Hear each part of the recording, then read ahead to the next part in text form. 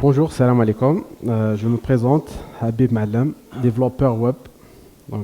Maintenant, aujourd'hui, on va aborder un sujet qui est vraiment, pas vraiment nouveau, mais qui est récemment, on l'entend souvent, qui est le DevOps. On a vu tout à l'heure, en termes de technologie, on a une multitude de choix. On a par rapport au cloud ou par rapport à la virtualisation. On a vu, entre autres, le Docker, on a vu OpenStack, on a vu Amazon. Tout ça, c'est bien. Mais si on arrive à un moment donné dans un choix pour sélectionner, je sais pas, une technologie comme la virtualisation qui impacte une ressource financière, c'est-à-dire qu'on doit la payer. Et après, derrière, on n'a pas les moyens de la gérer convenablement et de la gérer vraiment pour optimiser les coûts. Donc, c'est pour cela, surtout dans le domaine de développement. Pour cela, on a besoin d'un profil qui doit avoir qui doit avoir les deux casquettes, c'est-à-dire le développement et l'optimisation, l'opération, que ce soit dans l'administration, système et tout. Voilà, on va aborder DevOps. On va passer par la définition, c'est quoi DevOps. Et pourquoi on choisit le DevOps. On va voir certaines méthodes de DevOps, les outils et les principes qu'on va utiliser. Et après, on va avoir quelques références et un cas pratique. D'abord, c'est quoi DevOps? Plusieurs personnes ont utilisé, ont donné plusieurs définitions à DevOps. Il y a des gens qui disent que c'est une culture, d'autres qui disent que c'est une collaboration entre développeurs et les gens de l'administration système, et d'autres, la majorité d'entre eux, c'est de l'automatisation, c'est-à-dire automatiser certaines tâches qu'on le fait souvent manuellement, et d'autres gens disent que c'est une nouvelle source secrète, de la magie chinoise, quoi. Pourquoi DevOps? Actuellement, certains des boîtes utilisent ce qu'on appelle les méthodes agiles, à l'occurrence employétique. Des méthodes agiles. Il y a d'autres qui n'utilisent pas de méthode, j'espère qu'ils l'utiliseront. Mais malgré ça, il y a une limite par rapport à ces méthodes. On va trouver au sein d'une organisation agile, on a le client, que ce soit un client externe ou un client interne qui exprime son besoin. Et puis on a une équipe de dev derrière, une équipe de test et tout. Une équipe qui fait de la qualité. Elle va assurer que ça correspond aux besoins clients. Mais ça reste toujours, c'est vrai qu'au finalité, on va livrer un produit qui marche dans cette méthode agile. Mais ce qu'on a besoin, c'est qu'il y a derrière, on doit livrer un produit à un utilisateur final, à un client.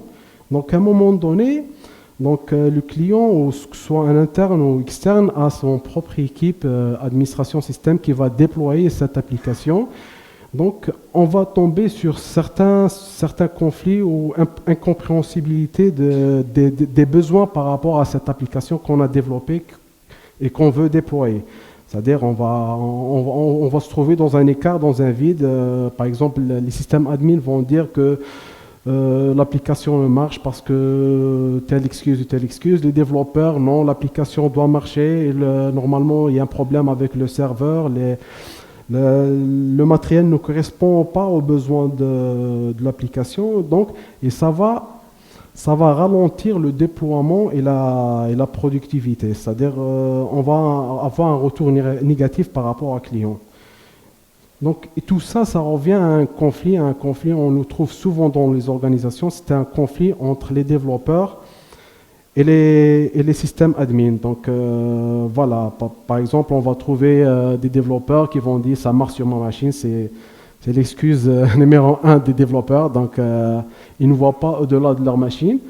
De leur côté, les systèmes admin, ils vont dire que le serveur il marche très bien. Le problème est dans le code source. Il y a une faille quelque part et tout, ou un truc qui manque. Et ce conflit va créer, comme je le disais tout à l'heure, une tension entre les deux. Ça va Ça va, on va dire, ralentir aussi les déploiements, ralentir les retours clients et on va avoir on va dire un time to market pour les produits qui va être conséquent. Donc, et pour cela, il faut remédier à ce problème. Donc, il y a des gens, je sais pas qui a plus ou moins défini cette DevOps, le terme DevOps, parce que jusqu'à maintenant, c'est un buzzword dont on l'entend souvent, mais il va dire, voilà, on va prendre un profil de développeur et un profil de système admin, on va essayer de fusionner ces deux profils pour avoir quelqu'un qui va maîtriser toute la chaîne de déploiement, enfin de développement jusqu'à déploiement, plutôt de définition des besoins jusqu'à la livraison finale du produit client. Donc, de ça, donc, je vais mettre, on doit fusionner entre un développeur et un opérateur système. Donc, je ne sais pas si vous connaissez un peu le dessin animé, mais voilà. Et vous savez ce qu'il y a après la fusion. Donc, et pour entrer en détail sur la définition de DevOps, c'est quoi exactement le DevOps? C'est les relations humaines, c'est les relations humaines entre des développeurs, entre les gens qui font des tests, entre l'équipe de business et aussi avec les systèmes admin. Donc, ça reste, c'est des relations humaines. Donc, on doit prendre ça en considération. Et aussi, on a les process. C'est vrai que malgré si on a des personnes qui s'entendent bien, ils boivent des cafés ensemble, donc il y a des relations impeccables et tout, mais c'est derrière, si on a des processus qui démarchent, qui nous mettent des freins ou qui nous bloquent pour innover et pour avancer rapidement, donc ça ne sert à rien d'avoir cette partie-là. Donc, on a les produits. Donc, il faut comprendre une chose très importante, c'est que le terme DevOps ou l'écosystème DevOps, ce n'est pas un produit qu'on va l'acheter ou qu'on doit, je sais pas, l'utiliser comme ça. Non, on va dire, c'est une culture, c'est un ensemble d'outils qu'on va utiliser, c'est une démarche. Donc, on va essayer d'appliquer cette démarche et cette méthode de DevOps sur des trucs qui existent déjà et ce qui est les méthodes agiles. Donc, les méthodes agiles, donc pour certains qui connaissent vraiment les méthodes agiles, donc ils ont même arrivé à faire sortir un manifeste avec des principes et tout. Donc, il y a des gens aussi du DevOps qui sont appuyés sur ce qu'on appelle de l'agile système admin. Donc, c'est des gens qui font de l'administration système, mais en se basant sur des méthodes agiles, sur des principes agiles. Donc, comme les méthodes agiles, donc on a les valeurs, les principes, les méthodes et les pratiques et les outils. Par rapport aux valeurs, c'est les mêmes valeurs qu'on trouve dans l'agile, c'est-à-dire on peut les trouver dans les manifestes.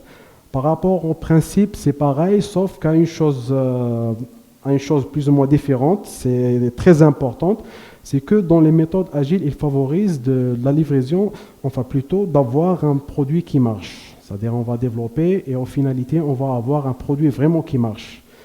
Les gens du DevOps, ils ont arrivé avec un principe, c'est que c'est vrai, on va avoir un produit qui marche, mais on doit livrer jusqu'à client final, c'est-à-dire avec qu'il soit marche, qu'il soit déployé et tout. Par rapport aux méthodes, on a une méthode, donc c'est quelques méthodes parce que c'est un truc nouveau, les DevOps. Les gens essayent de créer un framework autour de ce DevOps, faire des conventions, des best practices et tout. Donc, parmi ces méthodes, on va trouver CAMS, donc on va l'aborder tout à l'heure. Donc, les pratiques, pratiquement exactement, c'est quoi les DevOps en pratique dans la réalité? C'est ce qu'on appelle souvent, on a entendu souvent les continuous. Il y a continuous delivery, continuous feedback, continuous monitoring. On va aborder ce sujet tout à l'heure. Donc, c'est toutes ces pratiques. Donc, voilà, donc on va les aborder tout à l'heure. Pour les outils, on a pas mal d'outils qu'on va utiliser, alors à savoir Ansible ou Docker ou Chef par rapport à l'approvisionnement des machines virtuelles. On va les détailler tout à l'heure. D'accord. Donc, CANS, c'est la méthode qu'on va utiliser dans dans le DevOps. Donc, c'est quelques notions à savoir. Donc, pour les mémoriser un peu, donc, il faut juste mettre Keep calm and carry on. Donc, c'est quoi exactement ce CAMS? Donc, CAMS, ça veut dire la culture. Qui dit c'est pour CAMS, c'est culture. Donc, on doit respecter une certaine culture. Culture qui veut dire, donc, si on travaille au sein d'une organisation, par exemple, il ne faut pas hésiter à poser des questions sur un problème. Il faut aller à son collègue, essayer de lui poser des questions. Il y a aussi d'essayer de ne pas faire des freins par rapport aux termes d'innovation, surtout aux managers. Il y a certains managers qui voient en ça genre une perte de temps ou c'est un gaspillage d'argent. Donc au contraire, donc il faut favoriser ce genre, avoir cette culture de DevOps parce qu'elle sera que bénéfique à l'entreprise. Donc c'est vrai que c'est compliqué de convaincre son boss de voilà, on doit mettre en place un serveur de test, un serveur de pré-test, un serveur de je sais pas quoi. C'est vrai que c'est coûteux, mais au final, on va sortir vraiment gagnant. On a Automate, et c'est l'essence même du DevOps. Donc, il faut automatiser le plus possible tout ce qui est manuel. Donc, chaque tâche qu'on va le trouver manuelle ou qui a besoin d'être automatisée, on l'automatise, on n'hésite même pas. On a les mesures. Donc les mesures, ça sert à quoi? Donc à partir des déploiements fréquents, d'utilisation de ces méthodes de DevOps, on va se retrouver avec des metrics, des analytics qui sont issus de la production, des déploiements tests, des retours clients. Donc on doit utiliser toutes ces informations-là pour améliorer notre processus. Pourquoi l'améliorer? Donc ça revient à diminuer le time to market pour avoir un client satisfait et un produit vraiment fiable. Et tout ça, ça sera regroupé dans un esprit de partage. On doit partager les outils avec d'autres personnes. Donc, par exemple, il y a d'autres personnes qui peuvent être dans le même cas où on est. Donc, il faut vraiment partager tout ce qu'on a comme savoir et tout. Concrètement, si on entre même dans le détail de DevOps, c'est quoi exactement de DevOps? C'est le titre même du thème, c'est d'avoir une idée et de l'avoir directement en production, c'est-à-dire avoir une idée, la déployer et la mettre en production. Donc voilà à peu près le cycle de vie du DevOps. Donc on a une idée. Donc on va la développer, soit un nouveau projet, soit un projet existant, qu'on va lui ajouter une nouvelle fonctionnalité. Donc on va la développer, on va la déployer directement en production. Après l'avoir déployé en production, donc on va avoir un retour par rapport à Log Analytics et par rapport au retour client. Donc à partir de ces feedbacks-là, on doit après faire soit des améliorations, soit fixer des bugs, etc. Ou d'ajouter de nouvelles fonctionnalités. Donc voilà à peu près le cycle de vie d'une application. Donc on commence par la récolte du besoin. Donc on voit qu'il y a plusieurs intervenants parce que là, c'est DevOps, c'est vrai qu'il y a dans le DevOps, il y a le développeur, il y a l'opération système. Mais à vrai dire, il n'y a pas que ces deux personnes-là, ces deux profils-là. Il y a beaucoup plus. Il y a celui, par exemple le business, l'équipe business, il y a l'équipe marketing, il y a l'équipe test. Donc il y a beaucoup de personnes. Même l'équipe test, il y a plusieurs profils. Il y a des gens qui font les tests unitaires, il y a des gens qui font les tests d'intégration. Donc on a vraiment, on va dire, une équipe DevOps, pas seulement des développeurs ou des admin systèmes. Donc voilà le cycle de vie du DevOps. Donc on commence par la récolte des besoins. Donc on va en faire du backlog et tout, de la routine agile. On va faire du développement, puis faire des tests. On va déployer, que ce soit en test ou en production. Et puis après on va faire du monitoring. Donc on va en revenir après. Et après on va avoir du feedback. Et on va refaire la même chose. Donc jusqu'à la livraison finale du produit. Donc voilà à peu près le schéma cycle de vie d'une organisation DevOps. Donc, on a là une équipe DevOps qui est composée de développeurs, des systèmes admin, des testeurs, des intégrateurs. Donc, comment ils vont cohabiter? Ils vont utiliser ce qu'on appelle IAC, Infrastructure as Code. Donc, tout sera code. Donc, que ce soit le développement, que ce soit les codes ou les fichiers qui vont être utilisés pour le déploiement, que ce soit en production ou en test, ou les tests unitaires ou d'intégration, que ce soit en Selenium par exemple, en JUnit, un truc comme ça. Donc voilà, ils vont utiliser ce qu'on appelle le SCM. SCM, c'est un système de versionning de code. On va prendre l'exemple de Git. Vous connaissez tous Git.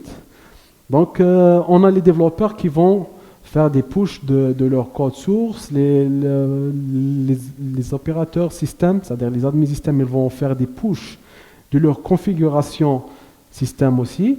Les testeurs, ils vont faire aussi pusher leurs tests unitaires et d'intégration par rapport aux intégrateurs aussi. Et après, après le déploiement, on va créer ce qu'on appelle des stages. Des stages, on va définir les différents stades de l'application, à savoir le stade de test, stade de pré-recette et un stade de production. Donc on va exécuter certains dans la partie continuous integration, on va exécuter certains outils et puis on passe la partie continuous delivery. On va voir qu'il y a continuous delivery et continuous deployment. Donc ils ont le même sens pratiquement parce qu'ils vont délivrer et déployer, c'est la même chose. Juste une petite différence que dans le continuous delivery, on va faire un déploiement sur des serveurs de recettes et de tests. Par contre, dans le continuous deployment, on va faire un déploiement sur les serveurs de production. Et à partir de tous ces états-là, c'est-à-dire à savoir le continuous integration, le delivery et le déploiement, on va récolter des feedbacks et faire du monitoring. Donc, on va les remonter aux équipes et on va refaire le même cycle, ainsi de suite.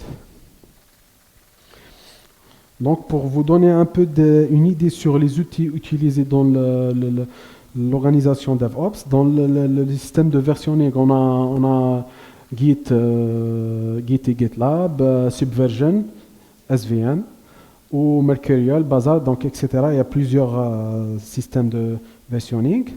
Et puis on va entrer dans le domaine maintenant de le continuous. Donc on va commencer par le continuous integration. Continuous integration, ça va dire quoi? On va exécuter des tests, on va faire des builds, c'est-à-dire si on a des applications Java, on va faire build Java, voir le résultat du build, exécuter des tests unitaires, etc. Donc il y a plusieurs outils dans le marché, il y a qui sont payants, il y a qui sont open source, il y a Jenkins, Travis, il y a GitLab. Ceux qui sont en gras, pour moi c'est mes préférences. Donc GitLab, je le trouve je le trouve complet parce que donc on aura un seul domaine. Surtout si on travaille sur une équipe, il faut pas trop parce qu'il y a pas mal d'outils. Donc il faut pas trop s'encombrer avec les outils. Il faut essayer d'utiliser un outil vraiment qui va regrouper le tout. Donc à savoir GitLab, je vais aborder ce point tout à l'heure. GitLab offre ça. On a TeamCity, c'est un produit JetBrains qui est payant. On a Fabric. Il y a pas mal d'autres outils. Il y a aussi dans les tests automatisés qui est une partie de la continuous integration. Donc on a Selenium, on a JMeter, on a Kalios, on a QTP, etc. Continuous integration, certaines technologies nécessitent d'avoir un repository pour mettre ces solutions-là, comme les projets Java ou les projets Python, etc. Donc on va retrouver certains outils comme le Nexus, Sonatype, c'est un produit de Sonatype, ou Artifactory, ou Apache Archiva, etc. Maintenant, on va entrer dans la partie de déploiement, c'est-à-dire le continuous delivery et continuous deployment. Donc les deux principes font des déploiements. Donc là où il entre le jeu entre les systèmes admin, c'est-à-dire avec leur serveur, mais on a dit que c'est un profil. on peut trouver un développeur qui va avoir les deux casquettes. Donc, il va faire des développements, il va faire de l'alimentation, l'approvisionning des machines virtuelles. Donc, on va utiliser là, dans cette partie, soit des machines virtuelles, soit des outils d'approvisionnement comme Chef ou Puppet, Ansible. Sinon, on peut utiliser Docker ou Vagrant, qui est un outil qui utilise la machine virtuelle VirtualBox. On a aussi pour le déploiement maintenant. Là, on arrive au déploiement. Le déploiement, on va utiliser plusieurs outils. On peut utiliser parmi plusieurs outils. On a VMware, on a Kubernetes, on a AWS EC2, on a Google, on a OpenShift aussi. Maintenant, par rapport au continuous feedback, c'est vrai qu'après le déploiement, il ne faut pas s'arrêter là. Il ne faut pas s'arrêter là. On doit récolter un retour par rapport aux fichiers log, par rapport aux tests, pour savoir s'il y a des bugs. Il faut surtout, c'est une phase où on doit anticiper. On ne doit jamais laisser un client nous remonter les erreurs ou des bugs comme ça. Donc, on doit anticiper ces choses-là. Il y a pas mal, multitude d'outils. Donc, à savoir de commencer par la qualité de code. Donc, il y a Sonar qui offre ça. Il y a le monitoring de l'infrastructure. Il y a Nagios, il y a pas mal d'autres outils aussi. Il y a aussi le cloud, mais orienté log. Donc, par exemple, on a Logstash. Il y a de Crashlytics aussi pour savoir si on a des problèmes de crash, que ce soit pour les applications web, soit en front-end ou en back-end. On a les A/B tests, ça c'est très important, c'est par rapport aux besoins marketing et tout.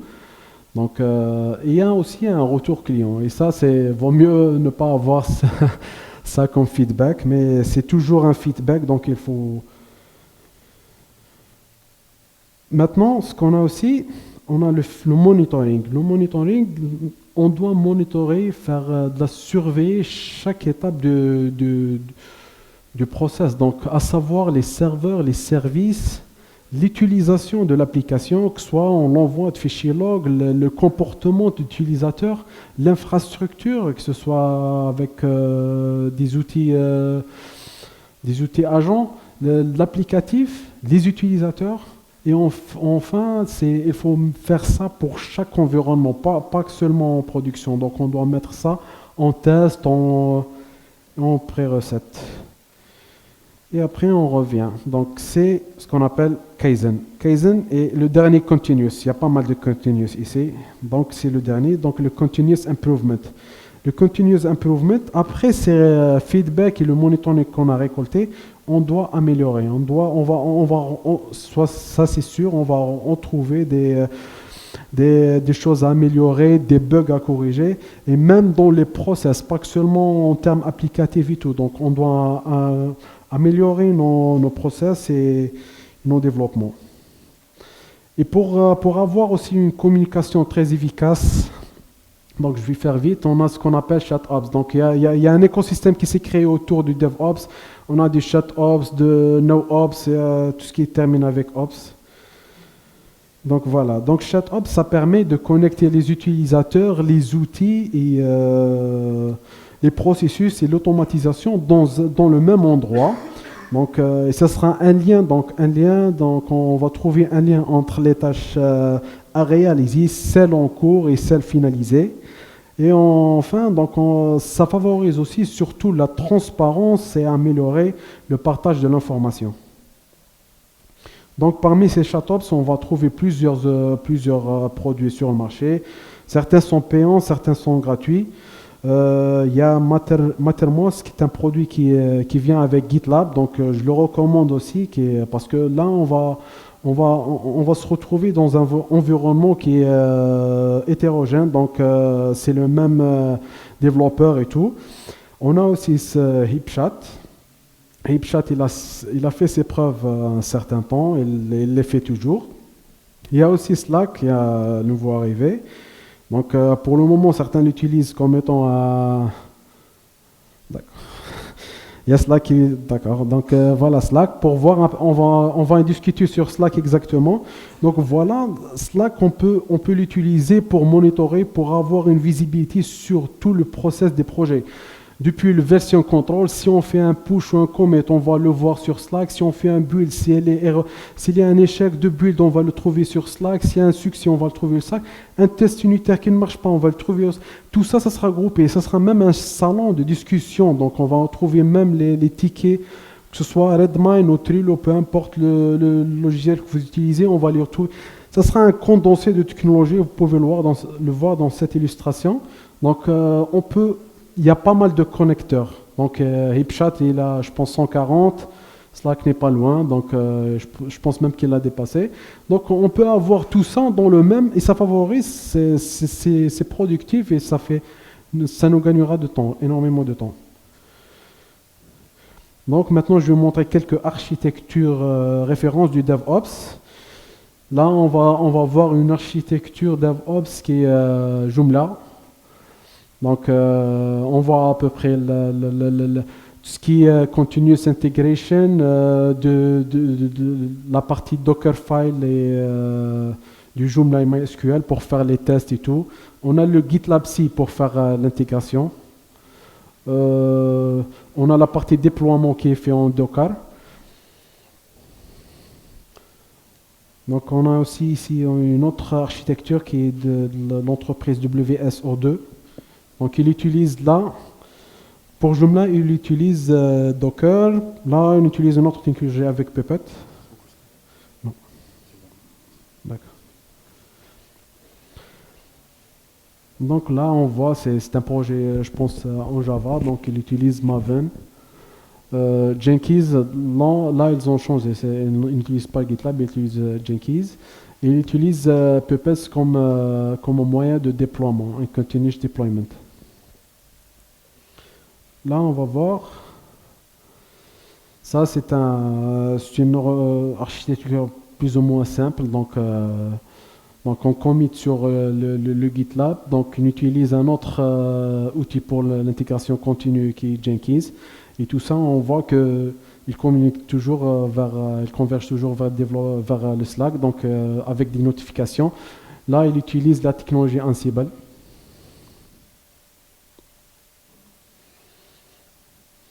Et là, c'est l'architecture de eBay. Donc aussi, il utilise Docker et Mesos pour l'orchestration et tout. Maintenant, pour vous parler un peu de GitLab. Donc, GitLab, c'est un projet open source. À la base, c'était un GitHub-like. Donc, ils ont commencé par ça. Donc, mais après, on continue le développement. Il y a pas mal de mises à jour.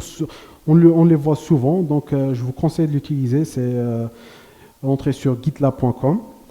Donc ça permet quoi exactement GitLab? Donc ça permet on peut même s'en passer des outils qu'on utilise actuellement comme Trello pour faire le Kanban. Ils ont implémenté leur propre issue board qui est basé sur le Kanban. On peut choisir entre la façon Redmine ou la façon Trello. Donc bien sûr leur noyau qui est le Git. Ils ont intégré la notion de la continuous integration qui était une partie séparée, c'était séparé. Donc maintenant, elle fait partie du noyau du projet. Donc là, ils font comment l'intégration continue? Ils utilisent ce qu'on appelle les GitLab Runners. Les GitLab Runners, c'est des petits processus qui font exécuter des builds qu'on va les configurer avec des fichiers YAML. On a aussi un Private Docker Container Registry, c'est-à-dire on peut enregistrer, c'est-à-dire comme on a vu tout à l'heure dans la présentation Docker, on peut faire récupérer des images, après le développement et le build, créer nos propres images, et bien sûr après les committer dans le Docker privé pour l'utiliser tout après pour le déploiement et tout. Donc il y a la chose la plus importante, l'intégration avec Slack et Kubernetes, Redmine. C'est surtout Slack. Donc, c'est vrai que ce que j'ai montré tout à l'heure, c'est un peu manuel, mais il y a certaines plateformes qui utilisent, par exemple, je ne sais pas, comme Amazon WS. Donc, ces plateformes-là automatisent, je veux dire, automatise beaucoup de parties de cette DevOps. Donc, le développeur a qu'à committer son code le cloud et le reste est fait par la suite. Donc, on va voir là, par exemple, ça, c'est une capture écran d'un build qui est fait dans GitLab. Donc, après qu'un développeur va committer son code dans GitLab, donc il y a derrière, bien sûr, après, à partir un fichier de config qui est alimenté par un DevOps ou un développeur, il y a des builds qui seront exécutés, il y a des instructions qui seront exécutées. Par exemple, on va faire alimenter la base de données avec un jeu de test, faire des tests unitaires, faire des tests d'intégration. Et à la fin, on va voir un résultat qui soit échec ou un succès. Donc pour ça, pour vous dire, conclusion, DevOps, ça va nous permettre à faire quoi? Donc ça va nous permettre une livraison plus rapide des fonctionnalités. C'est-à-dire le principe de ça, DevOps, c'est de livrer, et c'est l'essentiel, mais avec livrer un truc de qualité, bien sûr. Et réduire le plus important, le time to market. Donc une application développée, elle doit être en production en un temps minime. Ça va nous permettre d'améliorer la qualité après le feedback qu'on va récolter et ça va permettre de nous résoudre plus rapidement les problèmes et d'avoir des environnements d'intégration et déploiement plus stables. Et merci.